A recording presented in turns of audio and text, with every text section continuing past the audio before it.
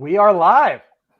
About Welcome time. to another episode of Off the Rail. We had a bit of a technical difficulty, but we're back. We're Tom and AJ. You know who we are. We have a very special guest.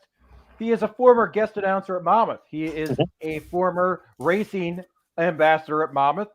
So he's also has been a social media manager at Laurel Park Live.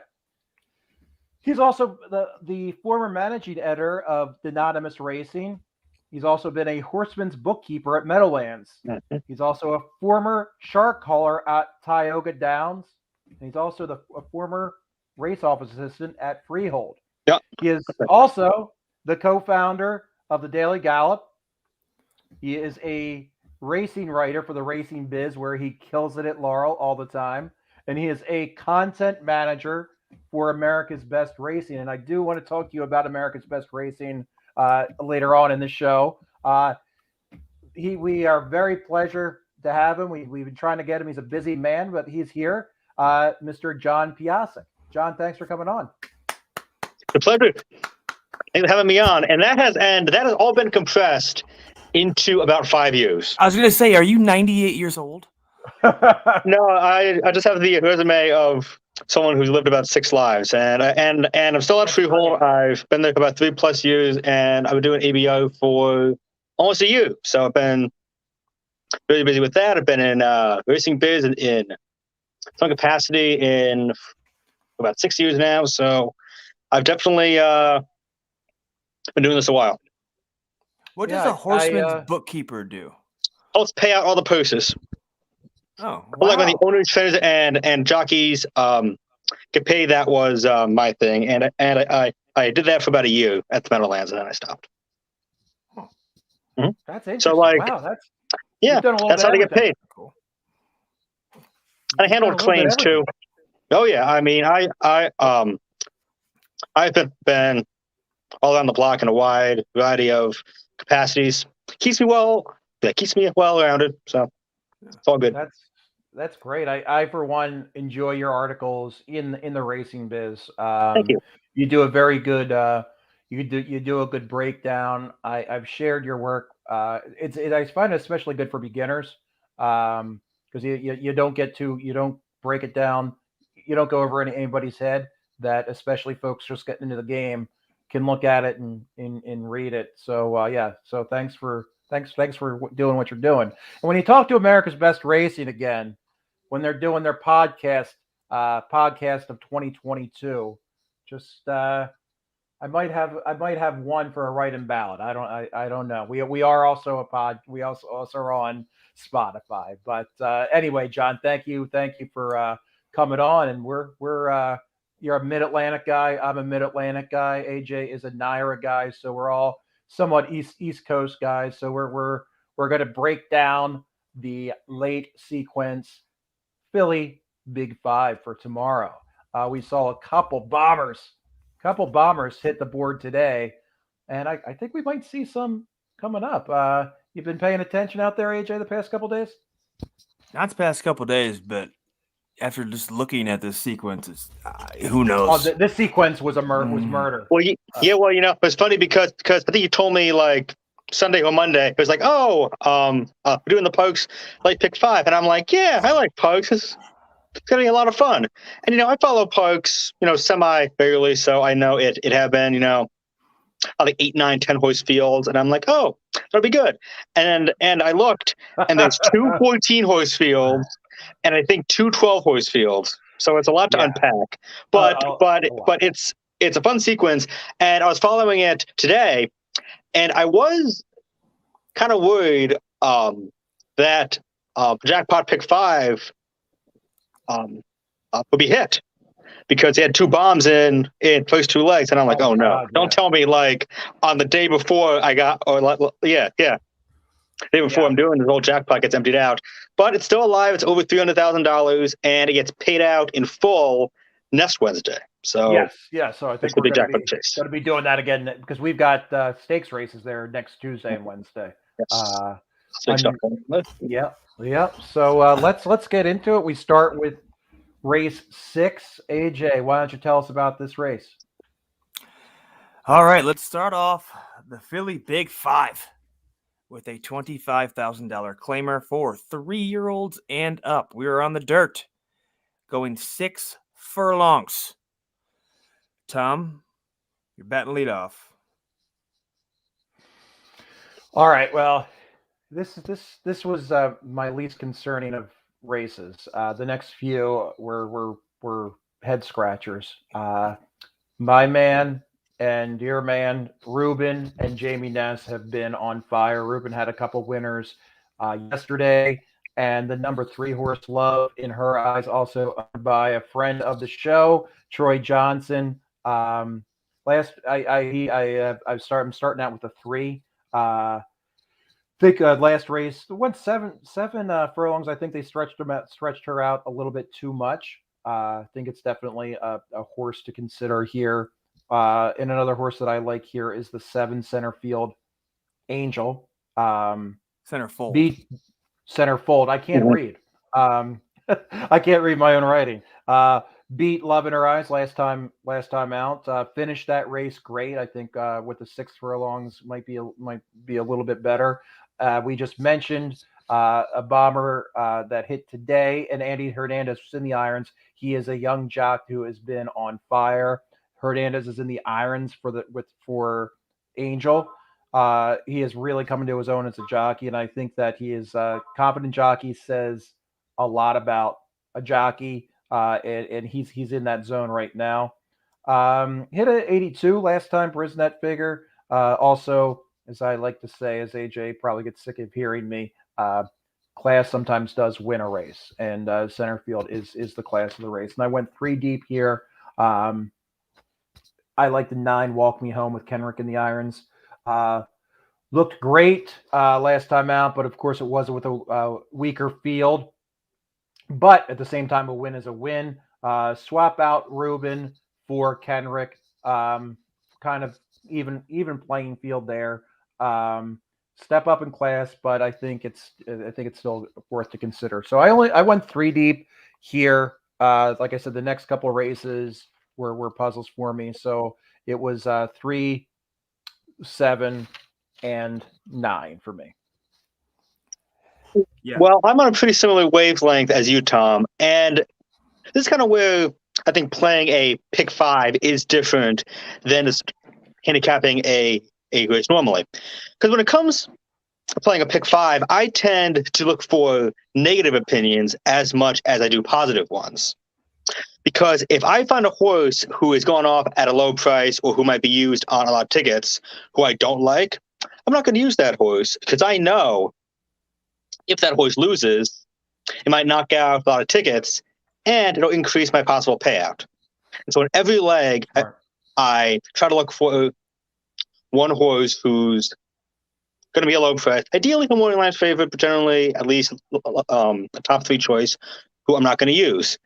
And that horse in here is one of the horses who I know you like. That is number 3, Love in Her Eyes. I know Ruben Silvera and Jamie Ness, obviously a very dangerous combination. I mean, they win like 31% of the time, but that means that they also lose about 70% of the time. And I just think that this filly has to improve a few lengths on the Brisnet scale in order to beat Centerfold Angel and Walk Me Home, both of whom I would use. And so I think a lot of pick 5 bettors are going to be like, hey, I got to throw in Jamie Ness. I mean, come on. So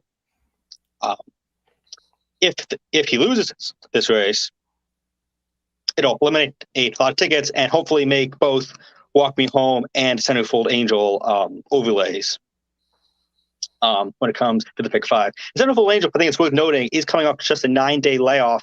Lost against a bit tougher last time to Peyton Elizabeth, who has been on a hot streak at Parx lately.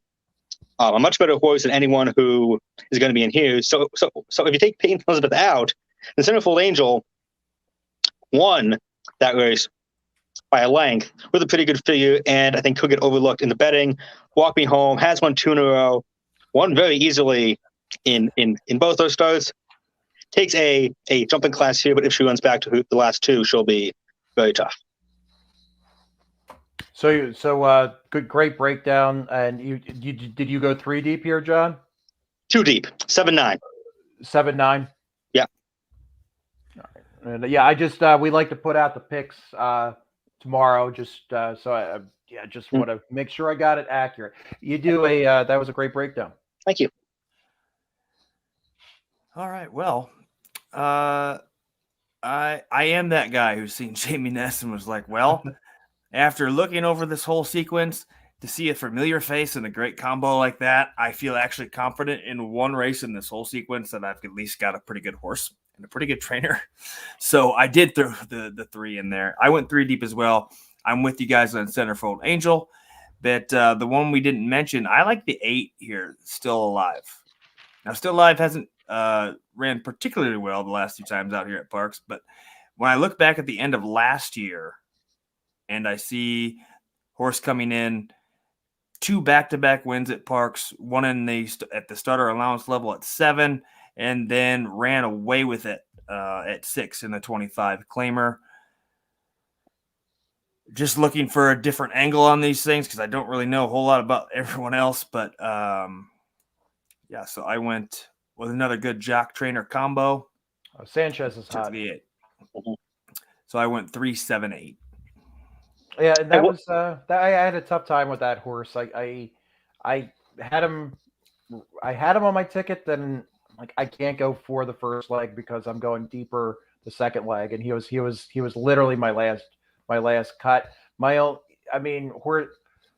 people don't think horses know they win. Sometimes they do, sometimes they don't.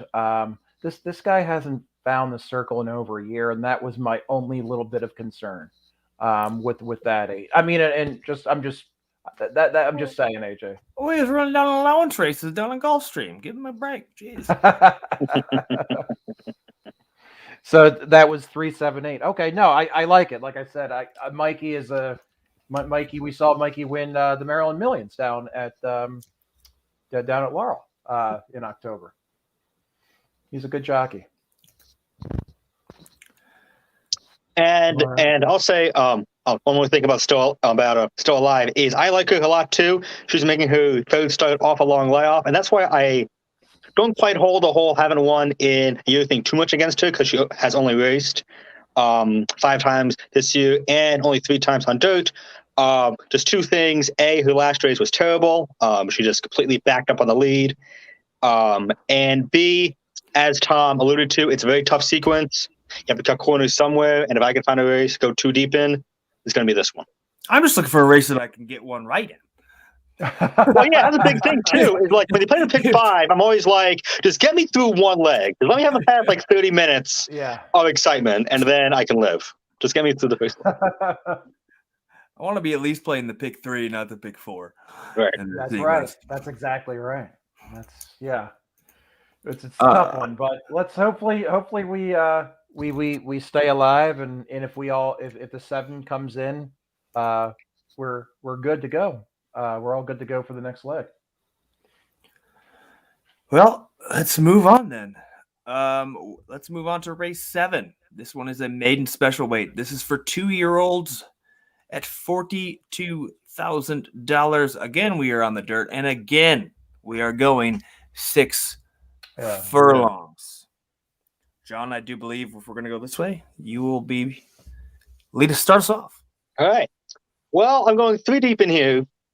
And I always find 2-year-old races kind of interesting because there's, in this race, 5 horses who have raced before, 7 first-time starters.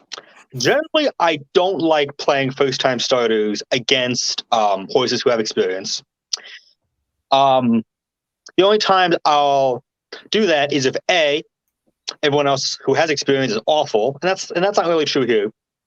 Or B, a first-time starter just looks so awesome on paper or has been so hyped up, maybe has great workouts, that they're really tough. And that's not true here either. I will use one first-time starter, number 3, Scaramouche. Guadalupe Preciado, he's been decent with first-time starters over the past few years. He's hit at 22%. I think it's over the past 4 or 5 years. Hortz has a long work tab at Parx. He's been working out pretty steadily since late August. kind of hoping he slides through the cracks in betting a little bit. I don't like the first-time starter, who I'm sure is going to get a lot of play, and he's my fade horse in this sequence. That's number 2, Keeping the Edge. Mike Trombetta, very well-known trainer in the area, especially at Lower Park. He's been one of the top guys there for a long time, but he is not very good with first-time starters. This year, his first-time starters on dirt are hitting at only 4%. He's, I think, 260-something. But everyone likes to bet his first-time starters anyway. And I'm like, I'm going to toss that horse and create a lot of value for myself in the sequence.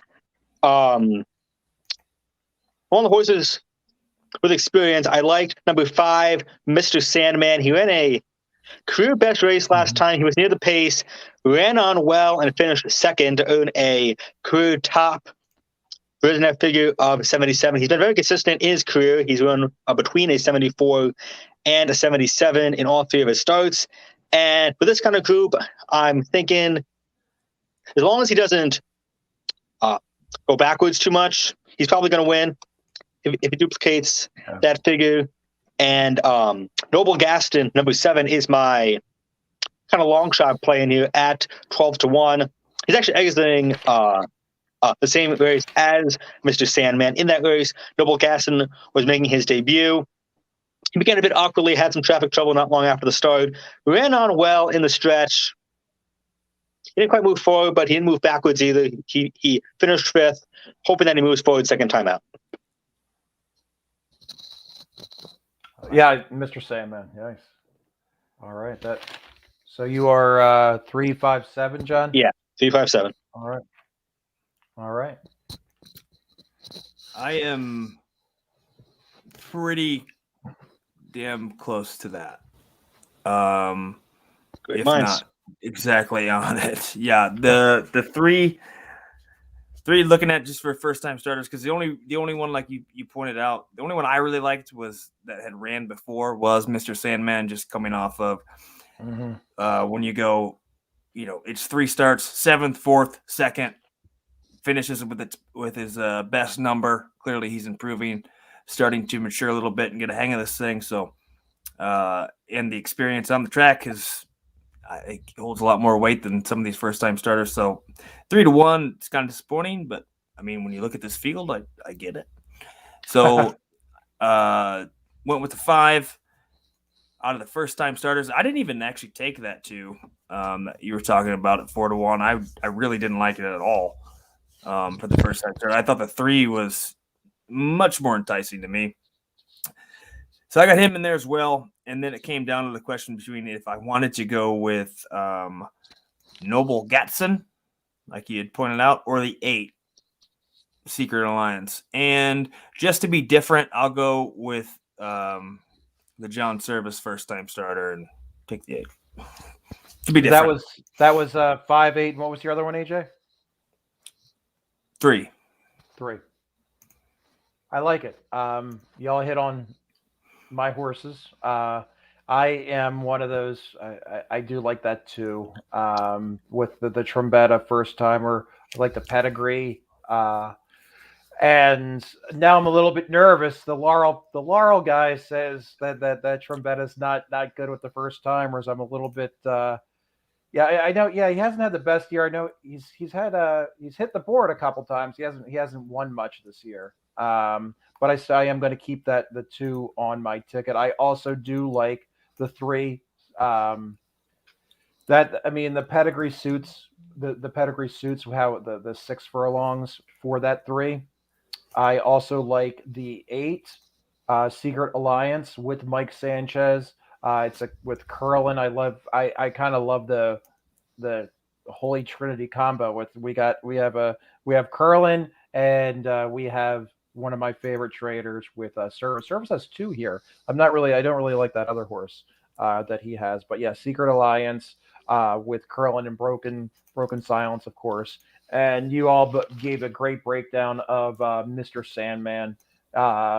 It's just a really strong horse, and if I had any sense, I would probably just take Mr. Sandman, but I don't. So we went. I actually, I may trim this as the day goes, but I went 4 on here. So yeah, that was a tough one for me. I told AJ before the show that this race was a head scratcher. Well. I mean, 2-year-old maiden races are never easy. That's kind of No. why I like in races like this, especially these, I guess, cheap maidens and maybe like non-winners of twos, I'll almost go like process of elimination. I'll just be like, oh, you can't win. You're too slow. You can't win. You've had too many starts at this level and you keep losing. And from there, I'll make my contenders just based on horses who I know, don't suck. Yeah, So- that's you know what, that's perfect. I like it. We got a lot of people in the chat. Thanks everybody for joining. We're only 2 deep. Thanks everybody. Happy holidays and Merry Christmas. All that kind of fun stuff. Thanks for popping on this Tuesday night when you can be watching Tuesday night football. So we'll try to blast through this so you can watch the Washington football team and the Eagles and in the everything. So appreciate everybody popping on. We're moving to race 8. It's for the ladies, right? Right, AJ? Mm-hmm. That it is. Race 8 of this sequence, number 3 for tonight. We're going 6.5 furlongs on the dirt. It is for 3-year-olds and up. It is a starter allowance for $50,000. And as we mentioned, this is ladies' night at Parx in race number 8. Fillies and mares only. Is it me? Yes, sir. Oh, yeah, it's me. Awesome, because I loved this race so much. Huh. But I just couldn't wait to talk about it.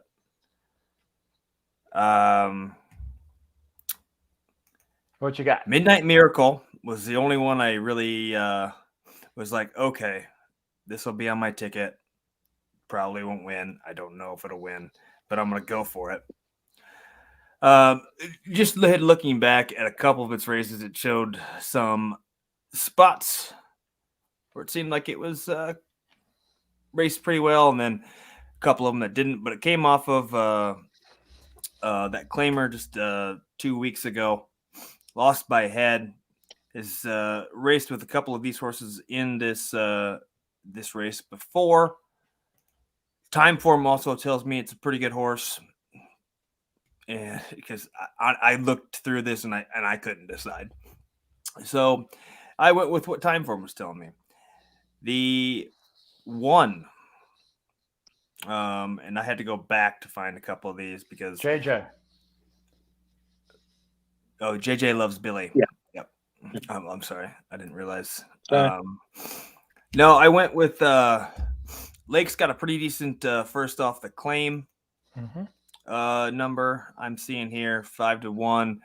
I wanted to talk in a race like this. I wanted to talk myself into a couple of these just bombs because I feel like this is one where, I mean, everyone's beatable here. Wanted to talk myself into one of those. Couldn't find one I liked, so I waited till the next race to do that. And so I just went 1-7, and that's all I really had. If I had the money, I also had the 10 as a possible choice, just based off of strong turf numbers. The performances on the dirt kind of steered me away from that. So I did leave her off the ticket, unfortunately, because I'm not that rich. Come on, you got some dough. You've got some dough. That I don't have. No. Well, the horse that intrigues me the most is an also eligible horse. Is it's that 16? That doesn't count. Count. It could count. If you hear me out, Now you're just hypotheticals. Jeez. Well, it's Parx. Everything is possible. There's going to be at least one scratch. If the 16's in there too, I'm also on that too. It's 7-2 on Morning Light. Well, I'm not just bet it's a good horse, but anyway. You don't know. In fact, I you know what? I do like. God damn it, AJ. I also like both the 1 and the 7. Oddly, I think they're both first time claimers, like you alluded to late coming off the claim is a really good horse. We're stretching out to 6.5. I do like JJ. Has a little bit of that late kick that I really like. In the last race, he got bumped coming out. No fault of her, but still finished very strong. And I think sitting on the rail here is an advantage for this particular horse. And again, like you said, Midnight Miracle had a great last race. Put up an 80, I believe. Brisnet figure this could be a pace setter here. Could be a wire. If Midnight gets out front, it could wire it. I did go 3 deep. My third one is a little bit of a price. At least I think with the 11 Towson. And another horse that kind of had a screwy start to the last race could have beat that field if not for the messed up start. And it's a good. I like the owner, the Druggy trainer combo. I do kind of remember. I do remember this horse running. Like I like the gait of it. One of those horses that I remember from before that I think it's in a good position. I'm not crazy about the 11 hole, but I'm still gonna take it. Well, first of all, I'll say Towson is kind of a hunch bet for me because I went to college over at Loyola, Maryland, which is right down the street from Towson University, and I spent many nights in Towson. I'm not That's using as good of an angle as any here, really. Oh yeah, well, in this kind of race, I mean, I couldn't blame anybody for using anybody. And this is kind of where pick 5 strategy, as I said earlier, becomes very different than just blindly saying, "Oh, I like this horse. I like this horse." Because number 7, Midnight Miracle, I do like her a bit, but that last race is kind of an outlier because she had been going on the business scale like kind of in the low mid 60s, and then all of a sudden pops up to an 80. Like I don't know if I could take that low of a price on that kind of horse in this kind of field where so much crazy stuff can happen. So I'm not going to use her. I'll let her beat me. I'm fully expecting it to happen. I'm going to go 5 deep in here. This is kind of that race to do it. I'll just go inside out. I like number 1, JJ Loves Billy, who I think we've touched on. Number 4, Knockout Kid, 10-1 on morning line, has a similar profile as Midnight Miracle, but is going to be, I think, a much better value.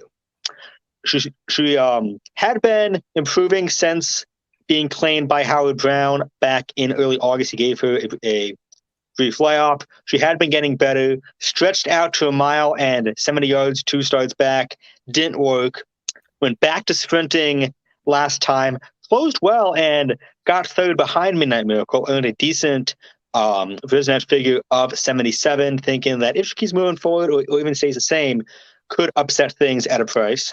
Janelle Dreams has been closing well in her last few. Not sure how it'll play going shorter as opposed to at a mile and 70 yards, but I think she has to be respected in here. I also used number 12, is a 1, who on the Brisnet scale has a pretty big edge over her rivals. I mean, she has run at least a 71 in each of her last 3 starts, and she is the only horse in the field who has been in the 70s in all 3 of her recent races. And even though superficially this is a jumping class because she has been going in claimers and now is going into starter allowances, based on who's in this race, this is pretty much the same kind of field. It's not as good as your average starter allowance. And I'm thinking as long as she keeps up her form from routes, then she'll be just fine. Not too worried about the outside post. I'm thinking that she'll be able to stalk the pace 2 or 3 wide. She has decent tactical speed and shouldn't get hung out wide too much. And I also like number 14, Just in Time, coming off a layoff, has shown some early speed and some decent figures. Tried the grass last time at Parx, didn't do too well, but was on the pace at the Meadowlands 2 starts back, and just missed against a pretty similar field of claimers. If it stays near who 12-1 morning line, she'll be up a good value as well. So you have 1, 4, 12, 14, and I missed one more, John. 1, 4, 10, 12, 10, 14. that's right. Okay. Janelle Dreams. Janelle Dreams. Yep. Something. This is a. Yeah, this is just chaos. It's chaos. That's a great analogy. It sure is. I mean, make a case for everything. Almost every horse. Like I was handicapped it this morning, and there's not many horses in here that I could confidently toss out. Maybe only 2 or 3 horses would be like a true surprise.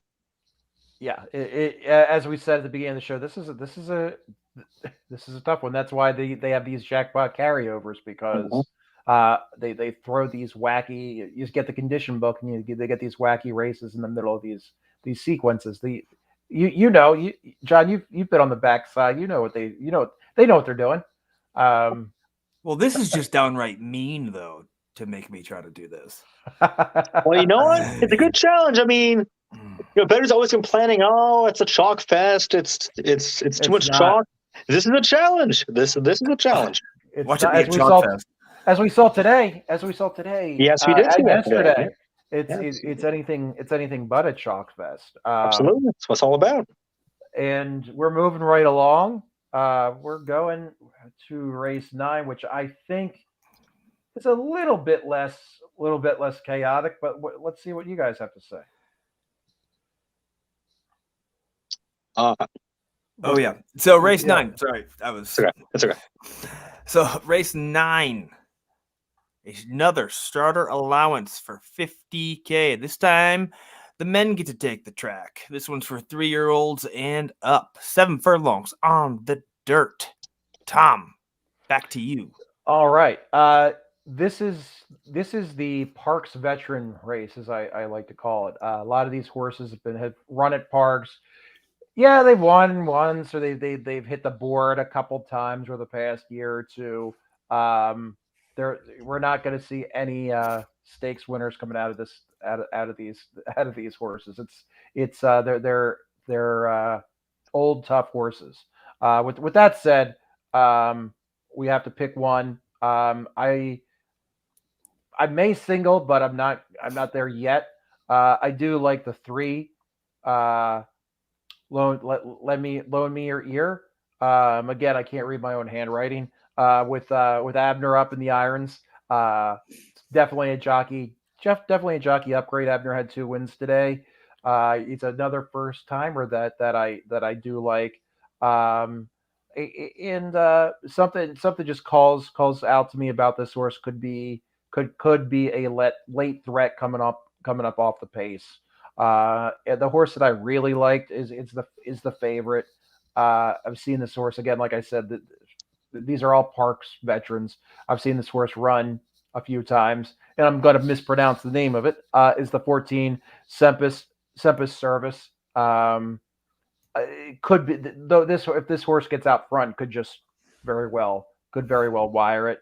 It's got damn good speed. Knows everything, and another oddball. Just these horses just fall into the trap of it's another first timer. So I only went 3-14. I mean, there's a lot of horses in this race, but I think they're gonna just everybody's gonna wear each other out, or they're all gonna be chasing the 14.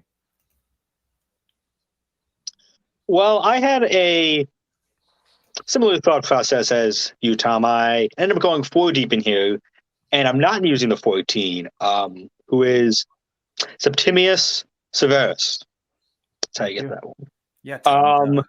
Because he's going to be a now. I know that I used a horse from post 14 in the last race, and now I'm tossing a horse here mostly because he has post 14. Well, the horse in the last race who I used in 14 hole is going to be a much better price, whereas here the 14 is likely going to be the favorite. and I'm not sure that I can take low odds on a horse who's going to be like waving to his pals in the bar. Hold on. Oops. We hit the jackpot. So that means I think. Well, who do you have? Let's hear who you have, AJ. no. I wanted he was going 4 deep and bashing your single. I wanted to hear what he had to say. That's fine. Well, let's see what you got. He might have a fire in his house. So I mean, it would make for great ratings. Live fire on the show, or like somebody like broke into the house, and we watched him fight him off. Well, let's like somebody broke into his house to steal his picks for today, not realizing that the show was live and he could just watch it on there. So he broke into the house to steal like his notes. Well, it looks and like he's Brisnet password. It looks like he's dealing with something. Why don't you go ahead and jump on him? I guess. I wanted to find somebody again in a lot of these to really jack up the price of my ticket. And I looked at a couple of these, just bombers. The 6 looked slightly interesting to me. Don't know if I'm going to put on the ticket strictly because, again, I'm with you. I thought the 14, when you look at the rest of this field, I feel like needed to be there. Yeah. I don't want to not play that and just be like, well, that was stupid because I knew that was going to happen. Right. I also like another horse who's might be out front towards the front there with him a little bit is DT Goody. Yep. The 8-year-old. I mean, just numbers alone are so much better than most of this field. You might have seen this horse. It's been at Delaware before. It has. And has ran pretty consistent a lot of times here at Parx. So 7-2. And then the best I could get for price, I went I took the 14 and I'm going to take the 1.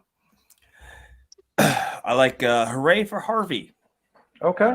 Coming up back there as well.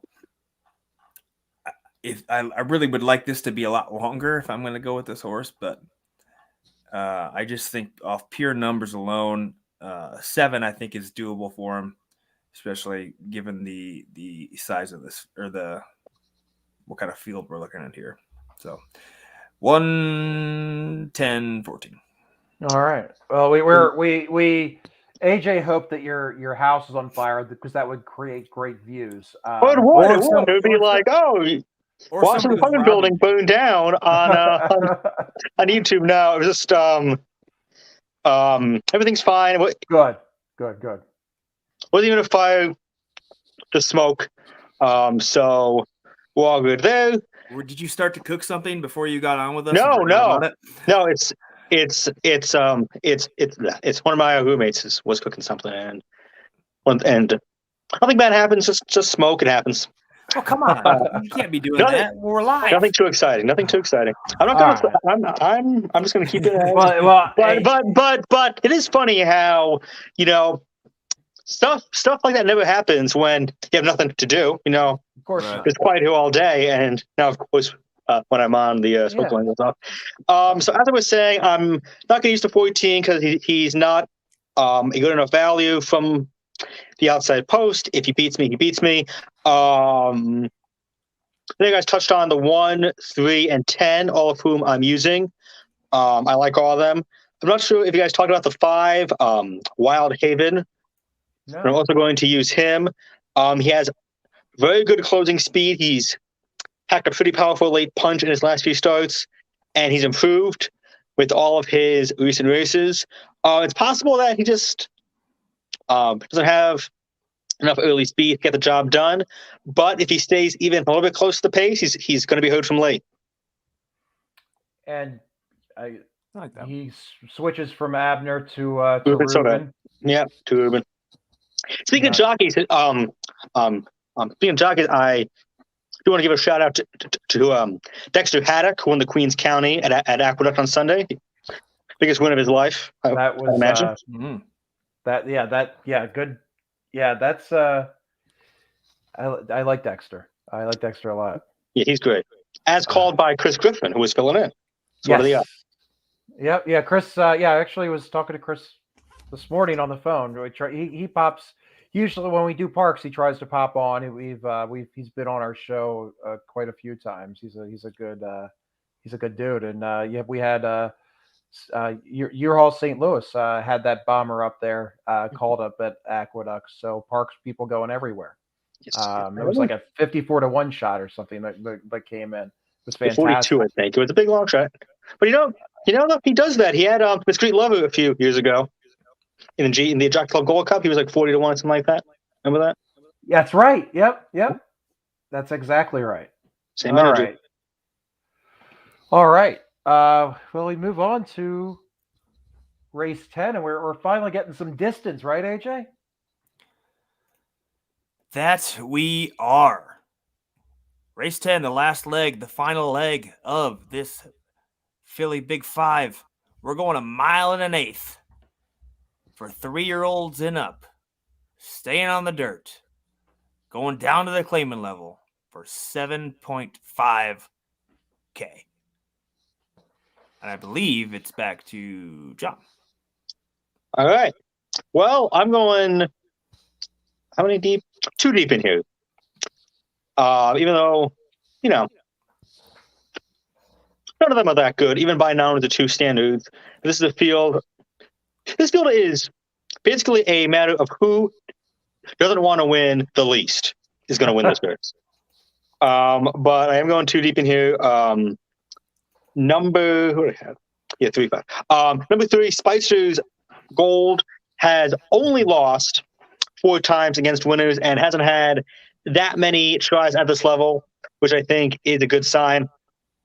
Hung around pretty well under similar conditions last time out. Went 2 turns at this level, was near the pace, battled on, ended up coming in second, earned a decent speed figure of 62 on the Biznet scale, and has been hanging around in that range over her past few starts. I think she has a good chance here.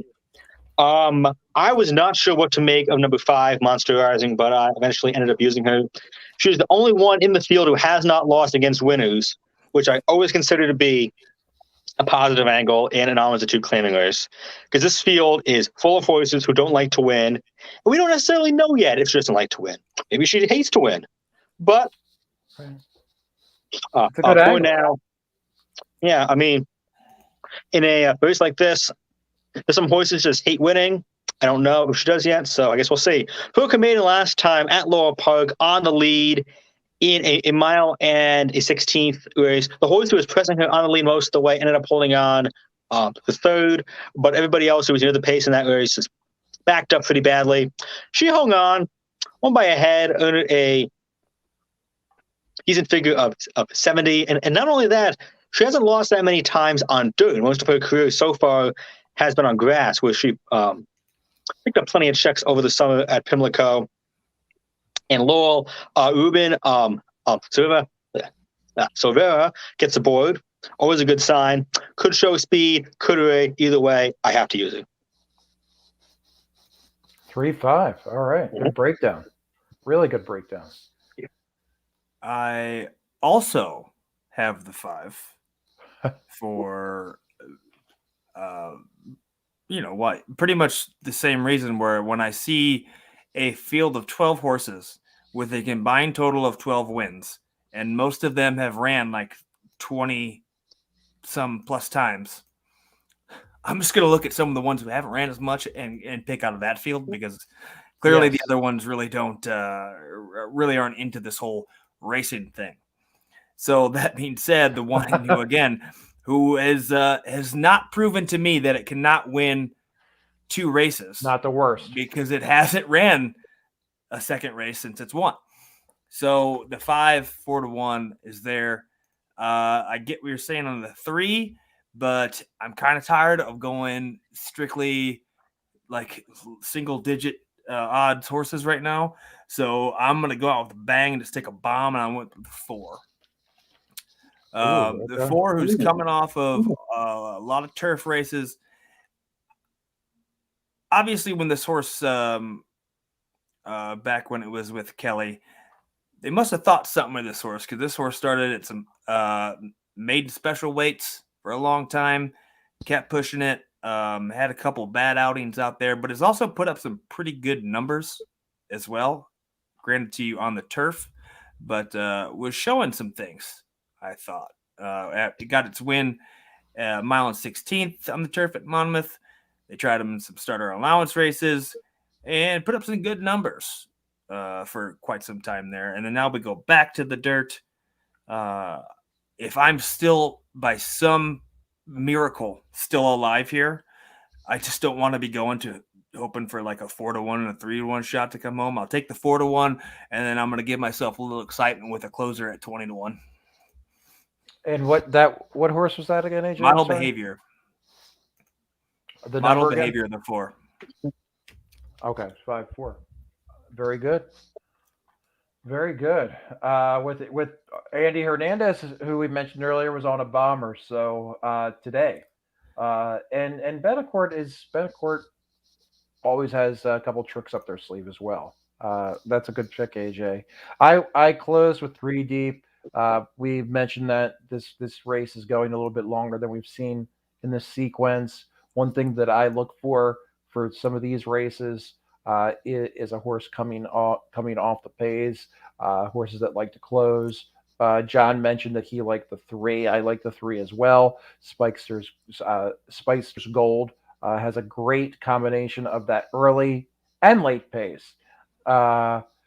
Likes running on the dirt as much as possible. And then we have it's in the Service family with Tyler as the trainer. One horse that you guys did not mention is the 9, Beautiful Star. Another horse that I really am impressed with their back speed. That's about it. But last time out, threw up a one Brisnet figure of the prime number of 106. Like also a horse that does like to run on the dirt. And as we said, we're looking for the horse that wants to.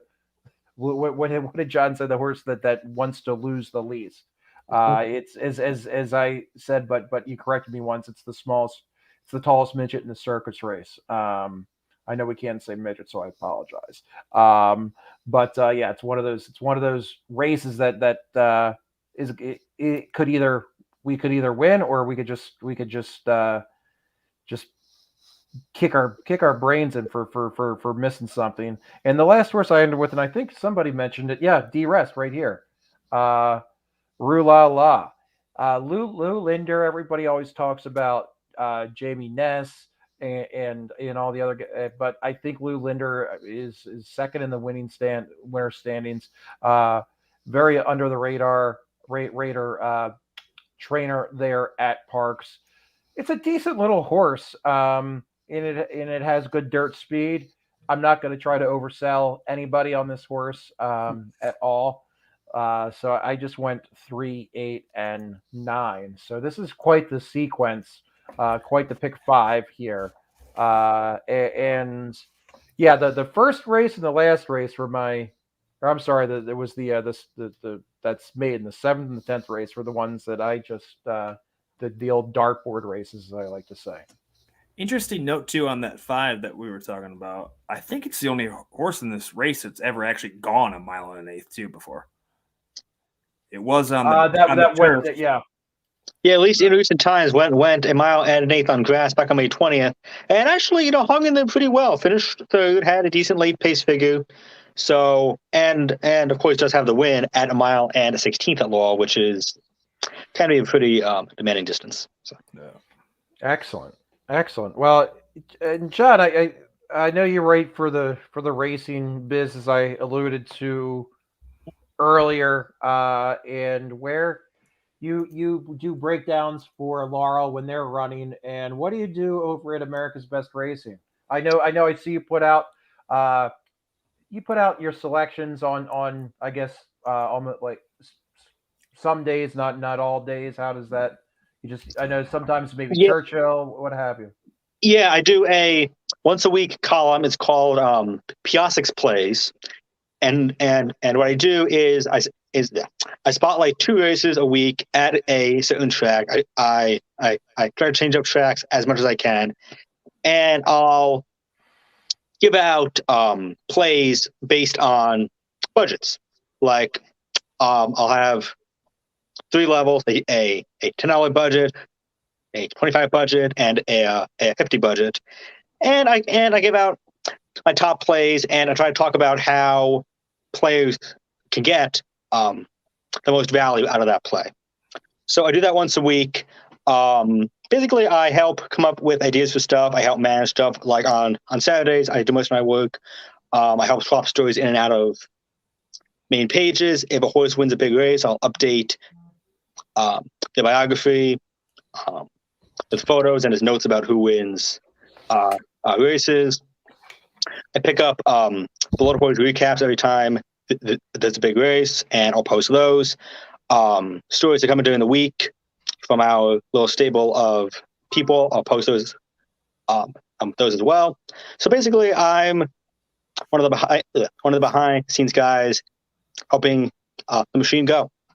That's Right well, on. that's yeah. You are quite a busy man. So and really appreciate you coming on with us, and glad we got the technical difficulties squared away. Yeah.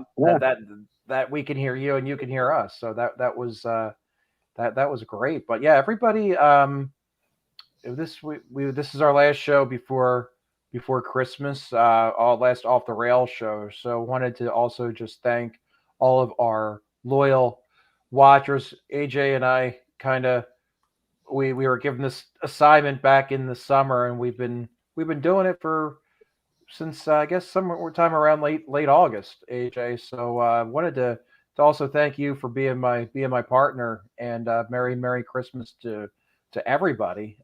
D Rest is here before us and after us.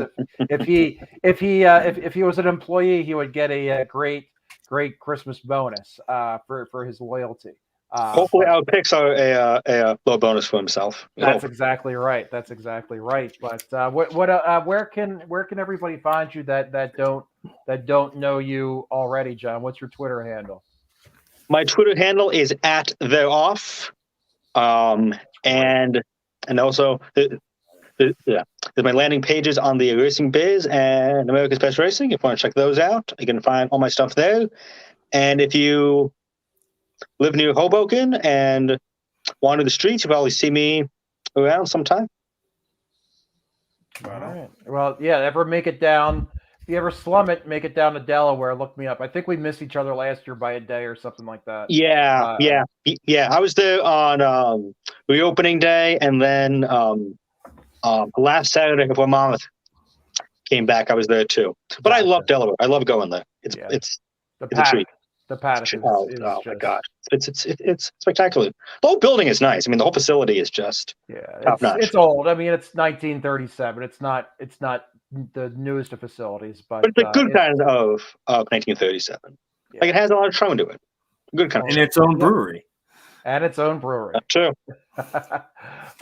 Well, everybody, thanks for coming in, and John, again, appreciate it.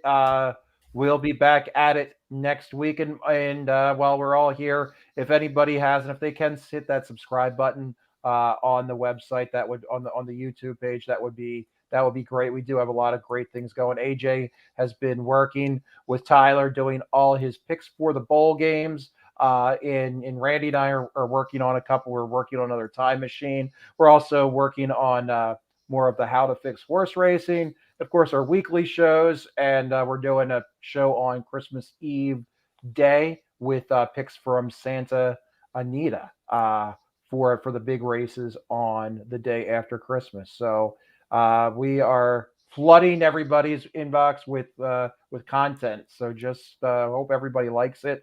Like I said, the time machine with Easy Goer and Sunday Silence is a big hit. So we're doing another one, and we already filmed the second episode on how to fix horse racing. So that watch for that to come out in the next couple days. So everybody from Off the Rail And AJ, anything to add? You thanked me for being your partner, but full disclosure, I've been trying to replace you since August.